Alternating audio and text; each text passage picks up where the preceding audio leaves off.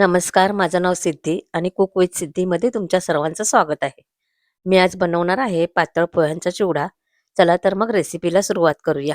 मी इथे अर्धा किलो पातळ पोहे चाळून घेतले आहेत. पोहे आपल्याला चाळूनच घ्यायचे आहेत, म्हणजे त्यातील पावडर वगैरे काही असेल तर निघून जाते. आता हे पोहे आपण एका कढईमध्ये चुरचुरीत होईपर्यंत भाजून घेऊया. तुम्ही ते पाहू शकता, आपले पोहे आता छान चुरचुरीत भाजले गेले आहेत. तर त्यांना आता एका परातीत काढून घेऊया. आता अशा प्रकारे मी सर्व बाकीचे पोहे भाजून घेते. तोपर्यंत तुम्ही माझ्या व्हिडिओला पटकन लाईक करा आणि चॅनल सुद्धा सबस्क्राईब करून घ्या. तर हे बघा, आपले पोहे छान चुरचुरीत भाजले गेले आहेत. तर आता आपण पुढच्या प्रोसेसकडे वळूया.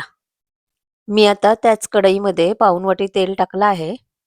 तेल गरम झालं की त्यात आपण एक वाटीभर सुक्या खोबऱ्याचे काप टाकून घेऊया आणि ते बदामी रंग येईपर्यंत तळून घेऊया.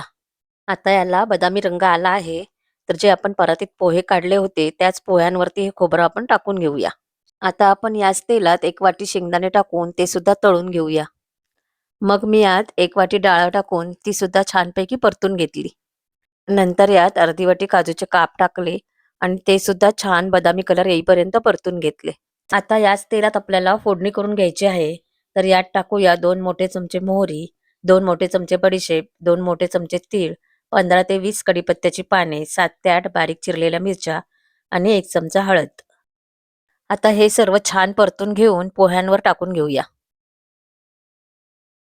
सर्वात शेवटी यात चवीनुसार मीठ आणि अर्धी वाटी पिठी साखर टाकून हे मिक्स करून घेऊया. हा चिवडा आपल्याला अलगद हाताने 5 मिनिटं तरी मिक्स करायचा आहे, जेणेकरून ही फोडणी पोह्यांना नीट लागली जाईल. अशा प्रकारे इथे आपला चिवडा रेडी झालेला आहे.